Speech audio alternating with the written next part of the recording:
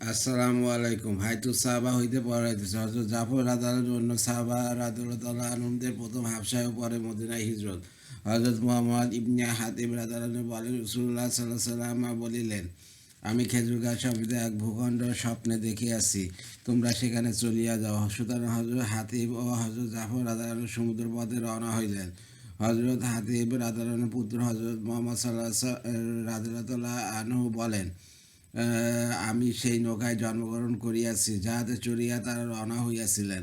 হযরত উমাইর ইবনে ইসহাক রহমতুল্লাহ বলেন, হযরত জাফর রাদিয়াল্লাহু রাসূলুল্লাহ সাল্লাল্লাহু আলাইহি ওয়াসাল্লামের খেদমতে আরজ করিলেন, ইয়া রাসূলুল্লাহ, আপনি আমাকে অনুমতি দিন, আমি এমন এক দেশে চলিয়া যাই যেখানে নির্ভয়ে আল্লাহর ইবাদত করিতে পারি। তিনি তাকে এই ব্যাপারে অনুমতি দিলেন। হযরত জাফর রাদিয়াল্লাহু নাজাশী বাদশাহের নিকট চলিয়া গেলেন। হাদিসের পরবর্তী বিস্তারিত অংশ সামনে আসিতেছে। হযরত উম্মে সালামা রাদিয়াল্লাহু আনহা বলেন, মক্কা ভূমি মুসলমানদের জন্য সংকীর্ণ হইয়া গেল। সাহাবা রাদিয়াল্লাহু আনহুম বিভিন্ন রকমের জুলুম নির্যাতনের শিকার হইতে লাগিলেন। তারা দেখিলেন দিনের কারণে তাদের ওপর বিভিন্ন রকমের পরীক্ষা ও মুসিবত আসিতেছে, আর রাসূলুল্লাহ সাল্লাল্লাহু আলাইহি ওয়াসাল্লাম ও এই সকল পরীক্ষা ও মুসিবত হইতে তাদেরকে রক্ষা করিতে পারিতেছেন না। অবশ্য রাসূলুল্লাহ সাল্লাল্লাহু আলাইহি ওয়াসাল্লাম নিজ আপন কওম ও আপন চাচার কারণে হেফাজতে ছিলেন, এবং তিনি সাহাবাদের ন্যায় জুলুম, অত্যাচার ও বা কোনো অসুবিধার সম্মুখীন হইতেছিলেন না। এই সকল অবস্থার প্রতি লক্ষ্য করিয়া রাসূলুল্লাহ সাল্লাল্লাহু আলাইহি ওয়াসাল্লাম সাহাবা রাদিয়াল্লাহু আনহুমদেরকে বলিলেন, হাবশায় এমন একজন বাচ্চা রহিয়াছে, যার কারণে সেখানে কেউ কারোর ওপর জুলুম করিতে পারে না।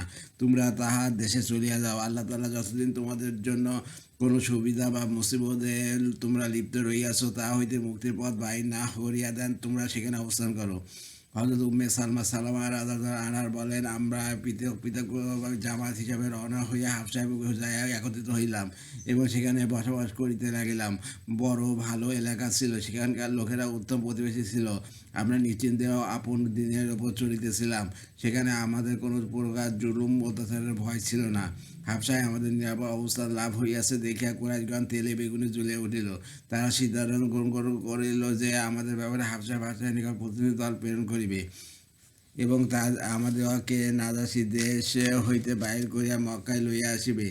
অতএব আমর ইবনে আস ও আবদুল্লাহ ইবনে আবি আবি রাহিয়াকে তাদের প্রতিনিধি হিসাবে সাব্যস্ত করিল এবং নাজাসী ও তার বড় বড় সেনাপতিদের জন্য বড় উপঢৌকন সামগ্রী জমা করিল। তাই তাদের প্রত্যেকের জন্য পৃথক পৃথক উপকরণ তৈরি করা লইল। প্রতিনিধি দলের উভয়কে কুরাইশগণ বলিয়া দিল যে শাহবাদের ব্যাপারে কথা বলার পূর্বে সেনাপতিদিগকে উপঢৌকন দিবে, অথবা নাজাসীকে তার উপঢৌকন দিবে, এবং মুসলমানদের সহিত নাজাসী কোনোরূপ আলাপ আলোচনার পূর্বে যেন তাদেরকে তোমাদের হাতে সুবাদ্য করিয়া দেয়, এই চেষ্টা করিবে। আমর ইবনে আজ ও আবদুল্লাহ ইবনে আবি রাবিয়া নাজাসীর নিকট প্রত্যেক সেনাপতির নিকট গেল এবং প্রত্যেকে উপঢৌকন পেশ করিয়া বলিল, আমরা আমাদের কতিপয় নির্বোধ লোকের ব্যাপারে এই বাদশাহের নিকট আসিয়াছি। তারা আপন কমের ধর্ম ত্যাগ করিয়াছে, কিন্তু আপনাদের ধর্ম গ্রহণ করে নাই। আমাদেরকে তাদের কমের লোকেরা প্রেরণ করিয়াছে যেন বাদশাহ তাদেরকে কমের নিকট ফেরত পাঠিয়ে দেন। আমরা যখন বাদশাহের নিকট এই ব্যাপারে কথা বলিব, তখন আপনারাও তাকে পরামর্শ দিবেন যেন তিনি এইরূপ করেন। সেনাপতিগণ প্রত্যেকে সম্মত হইয়া বলিল, হা, আমরা এইরূপ করিব। তারপর তারা নাজাসীর নিকট উপঢৌকন সামগ্রী পেশ করিল। মক্কার উপঢৌকন সামগ্রীর মধ্যে পাকা চামড়া তার নিকট অধিক পছন্দনীয় ছিল। উপঢৌকন পেশ করিবার পর তারা নাজাসীকে বলিল, হে বাদশা, আমাদের কতিপয় নির্বোধ যুবক আপন কওমের ধর্ম ত্যাগ করিয়াছে। তারা আপনার ধর্ম গ্রহণ করে নাই, বরং আগত এক মন করা ধর্ম গ্রহণ করিয়াছে। এখন তারা আপনার দেশে আসিয়ার আশ্রয় লইয়াছে।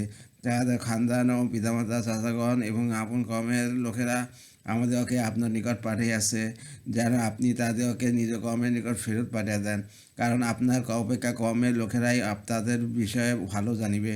উপরন্তু তারা যেহেতু আপনার ধর্ম কখনো গ্রহণ করিবে না, সেহেতু আপনি কেন তাদের সাহায্য রক্ষাবেক্ষণ করিবেন? নাজাসী উহা শুনিয়া রাগান্বিত হইয়া বলিল, না, আল্লাহর কসম, তাদেরকে না ডাকিয়া কথাবার্তা না শুনিয়া তাদের বিষয়ে চিন্তাভাবনা না করিয়া আমি তাদেরকে ফেরত দিতে পারি না।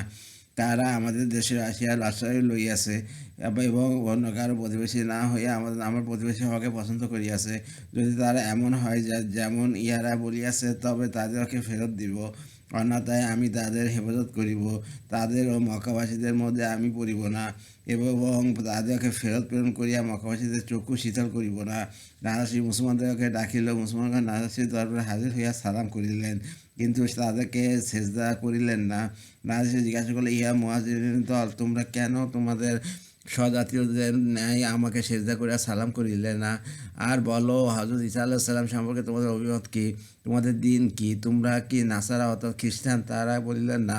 নাজাসী জিজ্ঞাসা করিল, তোমরা কি ইহুদি? তারা বলিল না। বাচ্চা জিজ্ঞাসা করিল, তোমরা কি তোমাদের কওমের দিনের উপর আছো? তারা বলিল না। বাচ্চা জিজ্ঞাসা করিল, তবে তোমাদের দিন কি?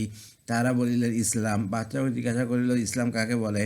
তারা উত্তর দিলেন, আমরা আল্লাহর ইবাদত করি, তার সহিত কাউকে অংশীদার করি না। বাচ্চা জিজ্ঞাসা করলে, এই দিন তোমাদের নিকট কে লইয়া আসিয়াছে?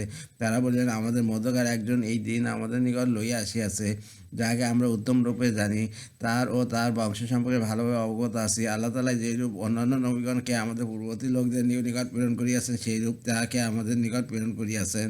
তিনি আমাদেরকে নেক কাজ করা, দান খয়রাত করা, অঙ্গীকার পালন করা, আমানত পরিশোধ করার আদেশ করিয়াছেন, মূর্তি পূজা করিতে নিষেধ করিয়াছেন। এক আল্লাহ যার কোনো অংশীদার নাই, তার ইবাদত করিতে আদেশ করিয়াছেন। আমরা তাকে সত্য বলিয়া স্বীকার করিয়াছি, আল্লাহ কালামের পরিচয় লাভ করিয়াছি এবং তিনি যাহা কিছু আনিয়াছেন তা আল্লাহর পক্ষ থেকে আসিয়াছে বলে বিশ্বাস করিয়াছি। এই সকল কারণে আমাদের কওম আমাদের ও এই সত্য নবীর শত্রু হইয়াছে। তারা নবীকে মিথ্যাবাদী বলিয়াছে এবং তাকে হত্যা করিতে চাইয়াছে, আমাদের দ্বারা মূর্তি পুজো করাইতে চাইয়াছে। আমরা নিজেকে দিন ও প্রাণ রক্ষার খাতিরে আপন কওমের নিকট হইতে আপনার নিকট পলায়ন করিয়া আসিয়াছি। নাজাসী বলিল, আল্লাহর কসম, এই সকল কথাবার্তা সেই একই নূরের তাক হইতে বাইর হইয়াছে, যেখান হইতে মুসা আলাইহিস সালামের দিন বাইর হইয়াছিল। হযরত জাফর রাদিয়াল্লাহু বললেন, আপনি সালাম সম্পর্কে জিজ্ঞাসা করিয়াছেন, সেই বিষয়ে আমাদের বক্তব্য এই যে রাসূলুল্লাহ সাল্লাল্লাহু আলাইহি ওয়াসাল্লাম আমাদেরকে বলিয়াছেন যে বেহেশতীদের সালাম আসসালামু আলাইকুম হইবে। তিনি আমাদের এইরূপ সালাম করিতে আদেশ করিয়াছেন, অতএব আমাকে সেইভাবে সালাম করিয়াছি যেভাবে আমরা পরস্পর সালাম করিয়া থাকি। বাকি রইল হযরত ঈসা ইবনে মারিয়াম আলাইহিস সালাম সম্পর্কে আমাদের বিশ্বাস। তার ব্যাপারে আমাদের বিশ্বাস হইল তিনি আল্লাহর বান্দা ও তার রাসূল। তিনি আল্লাহর সেই কালামা যা তিনি মারিয়ামের নিকট প্রেরণ করিয়াছেন এবং তাহার রূহ কুমারী ও পুরুষের সংস্পর্শ হইতে নিঃসঙ্গ জীবনযাপনকারিণী মারিয়ামের পুত্র। নাজাসী একটি কাঠি হাতে লইয়া বলিল, আল্লাহর কসম, হযরত ঈসা ইবনে মারিয়াম সম্পর্কে যা বলা হইয়াছে তিনি তা অপেক্ষা এই কাঠি পরিমাণ অতিরঞ্জিত নহেন। নাজাসীর এই কথা শুনে হাফসার উচ্চপদস্থ সর্দারগণ বলিল, আল্লাহর কসম, হাফসার জনগণ যদি আপনার এই বক্তব্য শুনিতে পায় তবে তারা তা আপনাকে রাজচ্যুত করিয়া দিবে। নাজাসী বলিল, আল্লাহর কসম, আমি কখনো হযরত ঈসা আলাইহিস সালাম সম্পর্কে উহা অপেক্ষা অধিক কিছু বলিব না। আল্লাহ তাআলা আমাকে পূর্ণ রাজত্ব দান করিতে আর লোকদের কথা শুনেন নাই, তবে আমি কেন আল্লাহর দ্বীনের ব্যাপারে তাদের কথা শুনিব? এইরূপ কাজ হইতে আমি আল্লাহর পানা চাইতেছি। ইমাম আহমদ রহমতুল্লাহ রাসূলুল্লাহ সাল্লাল্লাহু আলাইহি ওয়াসাল্লামের স্ত্রী হযরত উম্মে সালামা রাদিয়াল্লাহু আনহার হইতে দীর্ঘ হাদিস বর্ণনা করিয়াছেন।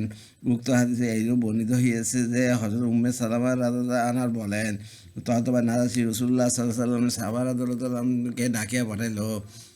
নাজাসী দ্রুত আসিয়া সংবাদ দিবার পর তারা একত্র হইয়া পরামর্শ করিলেন যে নাজাসীর নিকট যাওয়ার পর তোমরা এই ব্যক্তি হযরত অর্থাৎ হযরত ঈসা আলাইহিস সালাম সম্পর্কে কি বলিবে? তারা এই ব্যাপারে একমত হইয়া বলিলেন, আমরা তাই বলিব যা রাসূলুল্লাহ সাল্লাল্লাহু আলাইহি ওয়াসাল্লাম আমাদেরকে শিক্ষা দিয়াছেন এবং বলিবার আদেশ করিয়াছেন, উহাতে যা হয় হইবে। মুসলমানগণ দরবারে পৌঁছিয়া দেখিলেন নাজাসী তাদের পূর্বে বড় পাদিগণকে ডাকিয়া আনিয়াছে। পাদিগণ নিজেদের কিতাবগুলি খুলিয়া নাজাসীর চতুর্দিকে বসিয়াছে। নাজাসী মুসলমানদেরকে প্রশ্ন করিল, তোমরা যে দিনের কারণে আপন কওমকে পরিত্যাগ করিয়াছ তা কি? তোমরা আমার ধর্ম গ্রহণ করো নাই অথবা বর্তমান প্রচলিত অন্য কোনো ধর্ম গ্রহণ করো নাই? হযরত উম্মে সালমা রাদিয়াল্লাহু আনহা বলেন, নাজাসীর সহিত যিনি কথা বলিয়াছিলেন তিনি ছিলেন হযরত জাফর ইবনে আবি তালিব রাদিয়াল্লাহু আনহু। তিনি বললেন, হে বাদশাহ, আমরা অন্ধ ছিলাম, মূর্তি পূজা করিতাম, মৃত পশুর গোশত খাইতাম, অশ্লীল কাজ করিতাম, আত্মীয়তার সম্পর্ক ছিন্ন করিতাম, প্রতিবেশীর সহিত অসৎ ব্যবহার করিতাম, আমাদের মধ্যে শক্তিশালী দুর্বলকে ভঙ্গন করিত। এইরূপ চরম অবস্থায় আল্লাহ তাআলা আমাদের মধ্যকার এক ব্যক্তিকে রাসূল হিসাবে আমাদের নিকট প্রেরণ করিলেন, যার বংশ পরিচয়, সত্যবাদিতা, আমানতদারি ও নিষ্পাপ চরিত্র সম্পর্কে আমরা পূর্ব হইতে অবগত ছিলাম। তিনি আমাদেরকে আল্লাহর প্রতি আহ্বান করিলেন যেন আমরা তাকে এক মানি তার ইবাদত করি এবং আমরা ও আমাদের বাপদাদাগণ আল্লাহ ব্যতীত যে সকল পাথর ও মূর্তি পুজো করিতাম তা পরিত্যাগ করি। তিনি আমাদেরকে সত্য কথা বলা, আমাদের রক্ষা করা, আত্মীয়তার সম্পর্ক স্থাপন করা, প্রতিবেশীর সদ্ব্যবহার করা আদেশ করিয়াছেন। হারাম কাজ ও অন্যায়ভাবে হত্যা করা হইতে বিরত থাকিতে বলিয়াছেন। আমাদের গশীল কাজ, মিথ্যা সাক্ষ্যদান, এতিমের মাল ভঙ্গন ও নিষ্পাপ নারীদের উপর অপবাদ আরোপ করিতে নিষেধ করিয়াছেন। তিনি আমাদেরকে আদেশ করিয়াছেন যেন আমরা আল্লাহর ইবাদত করি এবং তাহার সহিত কোনো জিনিসে অংশীদার না করি, নামাজ কায়েম করি এবং জাকাত প্রদান করি।